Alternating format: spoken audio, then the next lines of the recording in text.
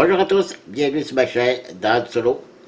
Aujourd'hui, le déballage, les ruines perdues d'Arak, chef d'expédition, l'extension pour le jeu, pour la boîte de base. C'est il vient de sortir ici au Québec, la version française.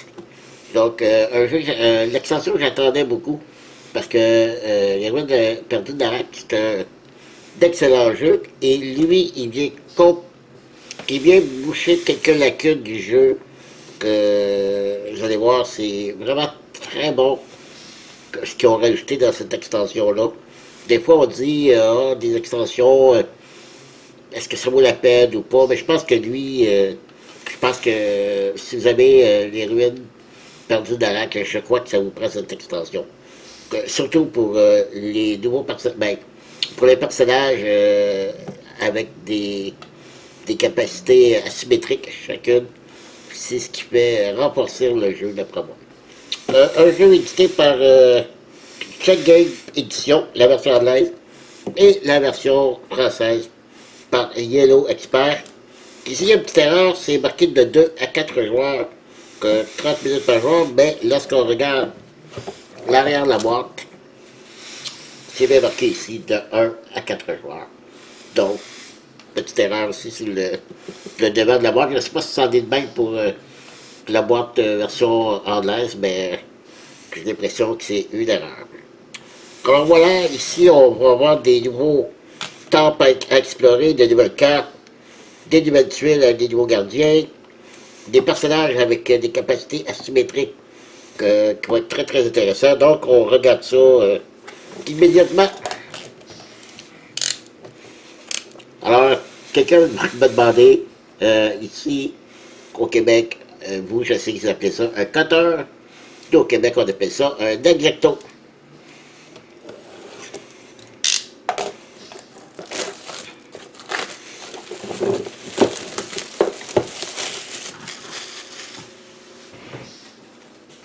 Voilà.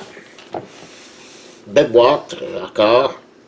D'ailleurs, les ruines perdues d'Arak, c'est vraiment, point de vue artistique, des cartes, puis du plateau et des tuiles qu'on rajoute sur le plateau. C'est vraiment de toute beauté. Qualité graphique vraiment très belle. Alors ici, on a un petit personnage. Il va y avoir des pièces dans ce jeu qui vont être exclusivement pour certains jeux, certains personnages du jeu, comme lui, je crois que ce Maple-là, va être pour un joueur en particulier du jeu. Des cartes qui vont rajouter des artefacts et des objets, ainsi que les joueurs asymétriques vont avoir des cartes spéciaux pour eux. De nouvelles cartes d'aide, ok. Je ne sais pas ici. Ah, ok. Oui, ben oui, vu que c'est des personnages asymétriques, je vais regarder ici de ce côté-ci. Alors, regardez ici, on va avoir l'exploratrice. Vous voyez, je crois que c'est elle qui va avoir le petit personnage supplémentaire. Donc, on explique pour chacun des personnages, parce que vu que c'est asymétrique, ça donne une explication ici de la mise en place du matériel qui vient avec ce personnage. Donc, l'exploratrice, la fauconnière, la capitaine. Ah, ici, c'est lui, on s'en dit un petit plus. Tantôt, ça disait ici, comme il était barré en rouge, ça veut dire qu'il ne vient pas avec. Ici, j'ai l'impression parce qu'il vient avec. Ici, on a le mystique. En arrière, c'est toutes les explications, des icônes, tout ça. Nouveaux symboles et concepts.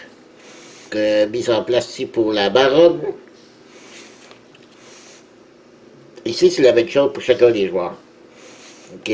Nouveaux symboles et concepts. Donc, c'est pour chacun des joueurs. Et ici, on a le professeur.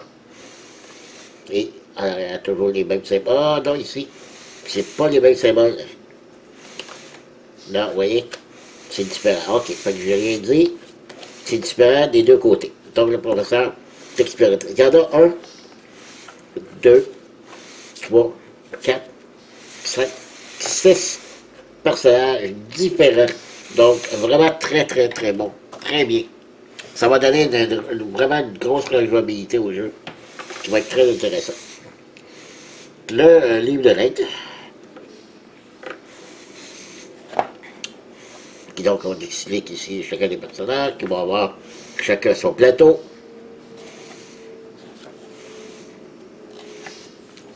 Très beau livret, papier glacé. C'est de la bonne qualité là, comme livret, c'est beaucoup d'exemples qui expliquent pour chacun des personnages. En fait, le gros des règles, ça va être pour expliquer chacun des personnages et les nouveaux temples ici, ok? Donc c'est à peu près ça de changement dans le jeu, c'est les nouveaux temples et les personnages. Voilà, la variante solo, toujours. Je ne sais pas s'il va y avoir des changements pour la version solo, mais c'est ça. Je ne sais pas s'il y a du matériel pour le mode solo. Je vais juste vérifier ici, au début. Est-ce qu'il y a du matériel pour le solo en plus? Ou c'est la même chose qu'est-ce qu'il y a dans la boîte de base? Je regarde vite vite là. Je ne vois rien de spécial de plus qu'il va y avoir pour le mode solo. Non. OK. Voilà, c'est combien de pages? Ah, c'est... il faut les... Non, 23 pages. 24 avec celle-ci. OK. Donc, les plateaux, les nouveaux plateaux pour les joueurs. OK, OK, attends, OK. C'est pour les dépatcher, les plateaux des joueurs. OK. C'est plus grand que les plateaux du jeu de base. OK. Donc, celui-là, derrière, c'est simplement un très beau, très joli dessin avec tous les 6 personnages. 1, 2, 3. 6, c'est ça. Très joli, très beau. Quand moi, j'ai mentionné, l'artistique est très joli de ce jeu-là. Qui sont là, sûrement les. Donc, ils sont là des différentes couleurs pour les 4 joueurs. Je peux pas vous donner là, les nouvelles tuiles à quoi ils servent parce que je connais pas du tout les, les fonctionnalités de chacun des nouveaux personnages. Ça, c'est les nouveaux temples. Ça va être nouveau ici. On va placer une tuile gardien. Le reste, si ça se levait la même chose. Ah, ben, ça, non, pas vraiment parce qu'ils l'ont dit. C'est des nouveaux plateaux, donc c'est différent. Et je remarque ici aussi, ça va être différent pour les récompenses. Ah aussi, je crois qu'ici c'est plus payant. Je pense pas que c'était autant de points. En tout cas. Et de l'autre côté, c'est... Ouais, c'est l'autre temple de l'autre côté. OK. En fait, il est assez grand parce que il fait exactement la hauteur du plateau du jeu de base, donc. Voilà. Alors voilà, on continue. On était rendu dans les plateaux de personnages. Et ici, oh, ouais. Ça se défait tout seul. OK. On ouvre ça. Ah! OK. Je constate quelque chose ici. Avec le premier plateau ici de personnage. Qui lui était beaucoup plus grand. OK. Vous voyez la différence là, en termes de largeur. Beaucoup plus large. Celui-là que le petit personnage là. OK. Fait que, ben là, des plateaux asymétriques, des personnages asymétriques. Donc, qu'est-ce qu'il fait de plus? Je ne sais pas. Donc, ici, on a le fameux professeur, qui est la même grandeur que l'autre. Pas du plus grand, mais Ah, je croyais ici, c'était le jeton premier joueur, non. Vous voyez, ce pion appartient au professeur. OK. Bon. Comme de quoi, il ne faut pas dire n'importe quoi. Et à l'arrière, toujours l'excellent photo de groupe. Très beau, très joli. Je le répète encore, et je vais le répéter souvent. C'est, point de vue artistique, c'est un jeu vraiment au sommet de son art. D'ailleurs, peut-être que je devrais regarder qui est l'auteur des graphiques. J'essaie de trouver ça rapidement pour mentionner son nom. Alors voilà ici. Et le dernier personnage ici. Ah, on voit très bien ici que c'est lui qui utilise le petit meeple ici, en bois. OK.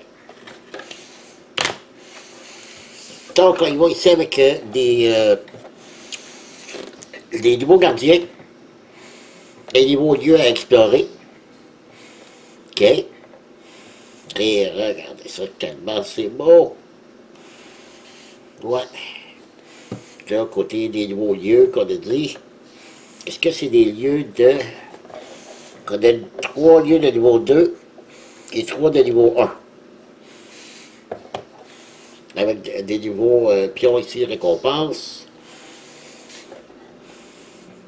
Très, très beau.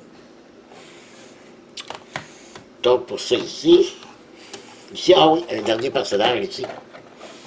Okay. Voilà, voilà. OK, elle utilise les faucons. Ouais. Voilà.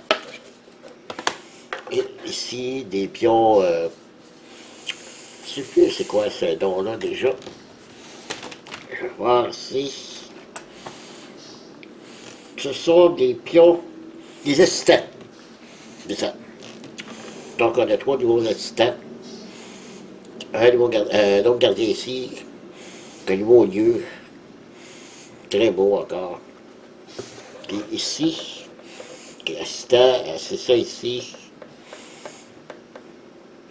Le pion, parce que moi j'avais vu, je pensais que c'était le pion premier joueur, j'avais vu ça sur, dans le livre de règles que j'avais trouvé sur Internet.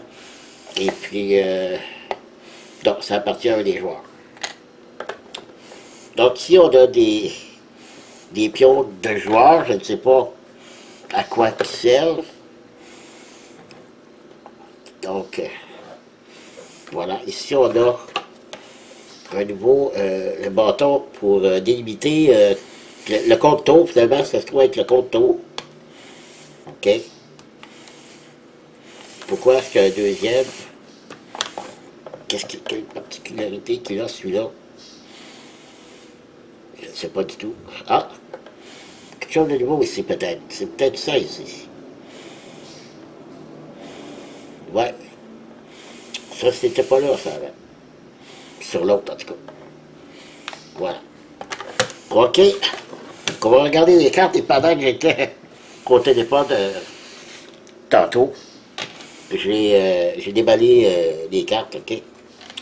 Et ici, comme vu que les joueurs ont un deck de départ, évidemment dans la boîte de base, c'est un deck pareil pour tous les joueurs, mais ici, il va y avoir une petite différence, c'est que les joueurs vont avoir 4 cartes qui sont propres à eux, comme elle ici. Elle a 4 cartes pour elle, et il y en a une ici qui n'est pas du tout comme les autres.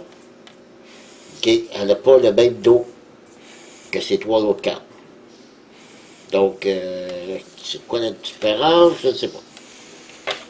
Donc, et elle ici, même chose. C'est 4 cartes. Elle aussi.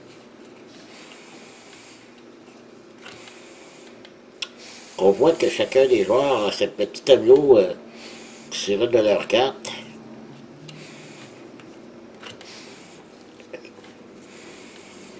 Ah, pas lui. Ah, des fois, hein, on aime ça, me faire mentir. Lui là. Moi, j'ai très hâte de découvrir. C'est ça qui va être intéressant, c'est que c'est comme jouer, lorsque je vais jouer, c'est que je vais avoir 6 manières de jouer différemment. Des nouvelles cartes objets. Petit singe. La chèvre.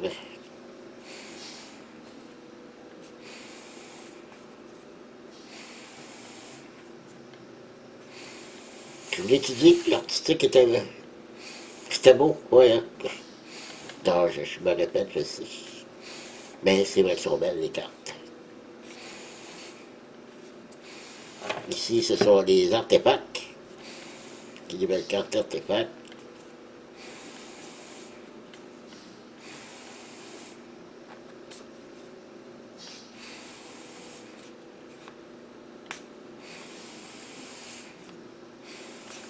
Voilà. Alors voilà, c'était pour les cartes et le jeu, finalement aussi. J'ai fait le tour. Alors voilà, c'était le déménage des ruines perdues d'Anarak, chef d'expédition. Donc j'ai très hâte de l'essayer. Et voilà, ben écoutez, merci d'avoir été là. Et je vous dis à la prochaine. Bye bye.